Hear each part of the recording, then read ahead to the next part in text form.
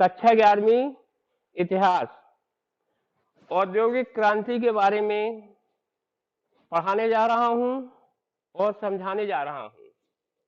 क्या होता है, किसी भी शहर हो, किसी भी प्रांत हो या देश हो, जब तक उद्योगों का विकास नहीं होता है, नए नए उद्योग नहीं लगते हैं, उद्योग में एक क्रांति नहीं आती है, तो उस देश का विकास, उस जिले का विकास बहुत मध्यम गति से होता है। वहाँ बेरोजगारी रहती है, बेकारी रहती है। तो आज मैं आपको औद्योगिक क्रांति के बारे में पढ़ाने जा रहा हूँ, समझाने जा रहा हूँ। औद्योगिक क्रांति उत्पादन प्रणाली में परिवर्तन थी, जिसमें हस्तशिल्प के स्थान पर शक्ति संचालित यंत्रों से काम किया जाने लगा और औद्योगिक संगठनों में भी परिवर्तन हुआ। आवासों में उद्योग कुटीर उद्योग चलाने के बजाय कारखानों में काम होने लगे। पिछले जो अध्याय थे उसमें हमने विश्व में हुए राजनीतिक और सांस्कृतिक परिवर्तनों के अंतर्गत विभिन्न तत्वों का अध्ययन किया। अब हम इस अध्याय में विश्व में हुए विभिन्न परिवर्तनों के परिणाम स्वरूप आधुनिकीकरण की प्रक्रिया के अतः औद्योगिक क्रांति और उसके प्रभावों का अध्ययन करेंगे। 18वीं शताब्दी के मध्य में इंग्लैंड में एक क्रांति का सूत्रपात हुआ, जिसका कालांतर में अन्य यूरोपीय देशों में भी तीव्र प्रसार हुआ। क्योंकि यह क्रांति औद्योगिक क्षेत्र में हुई थी, इसलिए इस क्रांति को औद्योगिक क्रांति से नाम से पुकारा गया। भिन्न भिन्न विद्वानों ने औद्योगिक क्रांति की भिन्न भिन्न परिभाषाएं दी हैं। इतिहासकार जोसेफ रीथल ने औद्योगिक क्रांति की व्याख्या करते हुए लिखा है, औद्योगिक क्रांति मूलतः वह प्रक्रिया थी जिसके द्वारा दस्तकारी के स्थान पर मशीनरी का प्रयोग प्रारंभ हुआ। मानव इतिहास में यह एक अनूठा परिवर्तन था। विद्वान इतिहासकार C.D. हेजन के अनुसार गृह उद्योगों की अपेक्षा कारखानों में उत्पादन करने की पद्धति को औद्योगिक क्रांति कहते हैं। इतिहासकार डेविस ने इस क्रांति का अर्थ इस प्रकार स्पष्ट किया है, औद्योगिक क्रांति का मतलब उन परिवर्तनों से है जिन्होंने यह संभव कर दिया। मनुष्य उत्पादन के पुराने उपाय को छोड़कर बड़ी मात्रा में कारखानों में वस्तुओं का उत्पादन।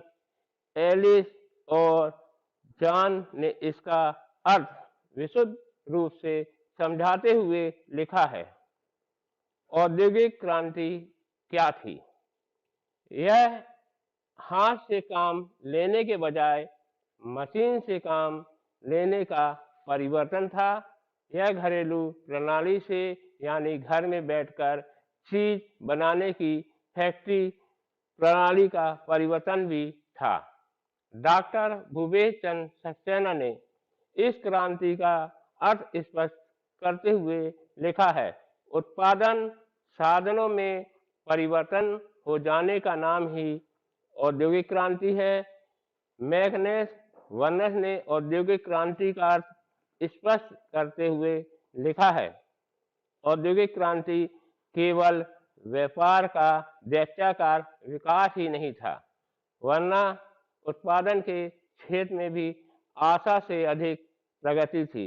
यह क्रांति उद्योग और मशीनीकरण, उद्योग में शक्ति के प्रयोग से कारखानों, व्यावसायिक तरीकों निर्माण से एक सनसनी पैदा करने वाले तथा यातायात के साधनों के विकास से सफल हुई प्लेट जीन या ब्राह्मण ने लिखा है, अनेक पूंजीपतियों ने बहुत बढ़िया माल बनाने के लिए, जिससे कि उन्हें अधिक ख्याति मिले, अत्यंत कठोर परिश्रम किया एवं नई मंडियां ज्ञात करने के लिए निरंतर सतर्क रहे। जो नए संगठन इस युग में बने, उनसे व्यापार व पूंजी का विकास हुआ। यही औद्योगिक क्रांति है। संक्षेप में हम कह सकते हैं कि उत्पादन के साधनों में जो क्रांतिकारी परिवर्तन हुए हैं, उसे औद्योगिक क्रांति कहा जा सकता है, क्योंकि अब गृह उद्योगों के स्थान पर कारखानों में विशाल पैमाने पर उत्पादन किया जाने लगा। हजारों किसानों ने अपने खेत को छोड़कर कारखानों में काम करना शुरू कर दिया। इससे सामाजिक जीवन और प्रशासन व्यवस्था में परिवर्तन हुआ। इन सभी परिवर्तनों को सामूहिक रूप से हम औद्योगिक क्रांति कह सकते हैं। औद्योगिक क्रांति सर्वप्रथम इंग्लैंड में ही क्यों हुई? विश्व में सर्वप्रथम औद्योगिक क्रांति इंग्लैंड में हुई। यद्यपि बाद में जापान व रूस आदि देशों में भी औद्योगिकरण इंग्लैंड से अधिक तेज हुआ। औद्योगिक क्रांति का प्रारंभ सर्वप्रथम इंग्लैंड में ही क्यों हुआ? यह एक रोचक जिज्ञासायुक्त प्रश्न है। 18वीं शताब्दी में इंग्लैंड की अपेक्षा फ्रांस में उद्योग धंधे व्यापार उन्नत अवस्था में थे। जनसंख्या की दृष्टि से भी फ्रांस इंग्लैंड की तुलना में अग्रणी देश था, लेकिन फिर भी औद्योगिक क्रांति का प्रारंभ फ्रांस अथवा विश्व के अन्य किसी देश में ना होकर इंग्लैंड में ही हुआ। इसके लिए निम्नलिखित कारण उत्तरदायी थे। पहला है इसका जनसंख्या में वृद्धि। 18वीं व 19वीं शताब्दी के मध्य इंग्लैंड में हुई जनसंख्या वृद्धि औद्योगिक क्रांति का कारण बनी। इंग्लैंड में 18वीं शताब्दी के उत्तरार्ध में 40% तथा 19वीं शताब्दी के प्रारंभिक 3 दशकों में 50% जनसंख्या में बढ़ोतरी हुई। इंग्लैंड में जनसंख्या में बढ़ोतरी होने के परिणाम स्वरूप वस्तुओं की मांग बढ़ी, जिसके कारण उत्पादन क्षमता को बढ़ाने के प्रयत्न हुए। जब उत्पादन क्षमता को बढ़ाने के प्रयत्न हुए तो मजदूरी में भी बढ़ोतरी हुई। मजदूरी में बढ़ोतरी के परिणाम स्वरूप मजदूरों की आय बढ़ी। जनता की आय में बढ़ोतरी होने से जनता की क्रय शक्ति बढ़ी। परिणाम जनता ने अधिक सामान खरीदा, जिससे पुनः वस्तुओं की मांग में वृद्धि हुई। इस प्रकार जनसंख्या में बढ़ोतरी व आर्थिक विकास एक दूसरे पर आधारित थे। इस प्रकार मांग और उत्पादन औद्योगिक क्रांति का कारण बनी। दूसरा है विस्तृत व्यापारिक क्षेत्र। 18वीं शताब्दी में इंग्लैंड का व्यापारिक क्षेत्र विश्व के अन्य राष्ट्रों की तुलना में अधिक विस्तृत था। यद्यपि आधुनिक युग के प्रारंभ में अमेरिकी महाद्वीपों और भारत के व्यापारिक समुद्री मार्गों की खोज क्रमशः स्पेन और पुर्तगाल ने की थी। फिर भी ये दोनों देश अपनी आंतरिक समस्याओं में फंसे रहने के कारण व्यापारिक क्षेत्र में उन्नति नहीं कर सके, जबकि इसके विपरीत इंग्लैंड वासियों ने अपने व्यापार का पूर्ण मनोयोग के साथ विस्तार किया। इसके परिणाम स्वरूप यूरोप तथा अन्य महाद्वीप इंग्लैंड के सुदृढ़ व्यापारिक क्षेत्र बन गए। इंग्लैंड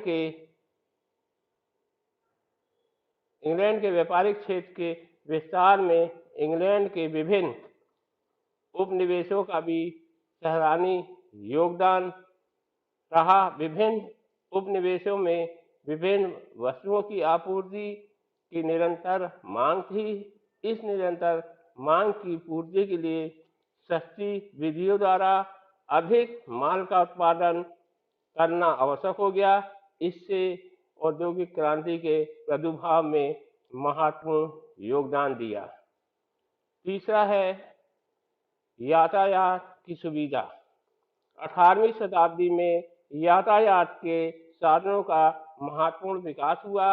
यातायात के साधनों के मध्य से भारी वस्तुओं का एक स्थान से दूसरे स्थान पर ले जाना सुविधाजनक हो गया।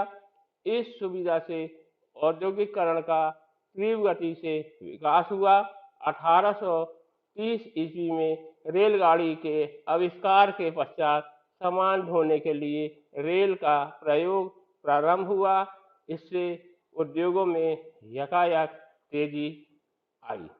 चौथा है कोयला व लोहे की खानों में निकटता। किसी भी राष्ट्र के औद्योगिक विकास के लिए कोयला, लोहा आवश्यक खनिज पदार्थ होते हैं। इंग्लैंड में कोयला तथा लोहे की खानें पास पास पाई जाती थी। इस सुविधा के परिणाम स्वरूप अनेक मशीनों का निर्माण कम समय में कम लागत से करने में सहायता मिली। इस प्राकृतिक सुविधा के कारण इंग्लैंड में औद्योगिक क्रांति का मार्ग प्रशस्त हुआ। पांचवा है इंग्लैंड की भौगोलिक स्थिति। इंग्लैंड की भौगोलिक स्थिति ने भी औद्योगिक क्रांति के लिए अनुकूल वातावरण तैयार किया। इंग्लैंड के चारों ओर समुद्र है। यहाँ का कोई भी स्थान समुद्र तट से अधिक दूर नहीं है। अतः यहाँ बंदरगाहों के निर्माण में विशेष कठिनाई अनुभव नहीं की गई। यहाँ के व्यापारियों और उद्योगपतियों को बाहर से कच्चा माल मंगाने तथा निर्मित माल को समुद्र तट तक पहुँचाने में कोई कठिनाई नहीं होती थी। इस सुविधा ने भी औद्योगिक क्रांति में महत्वपूर्ण योगदान दिया। छठवां है सुदृढ़ जल सेना। इंग्लैंड की जल सेना महारानी एलिजाबेथ के समय से ही बहुत शक्तिशाली थी। जल सेना के क्षेत्र में इंग्लैंड यूरोप महाद्वीप का अग्रणी देश था। शक्तिशाली जल सेना के बल पर इंग्लैंड के व्यापारिक जल स्रोतों के माध्यम से अपना माल बिना किसी असुविधा के कहीं भी ले जा सकते थे। इस जल शक्ति के माध्यम से ही युद्ध काल में भी इंग्लैंड के व्यापार को कोई देश नहीं रोक सका। वस्तुतः यह कहा जा सकता है कि जल शक्ति ने औद्योगिक क्रांति को प्रोत्साहित किया। बच्चों, मैंने आपको औद्योगिक क्रांति के बारे में पढ़ाया हूँ, समझाया हूँ। मैं इसके जो क्वेश्चन आंसर हैं उसके बारे में भी आपको PDF में भेज दूंगा और समझाऊंगा, और आप लोग इसको बहुत अच्छे से अध्ययन करिए। और कोई दिक्कत हो तो मेरे से संपर्क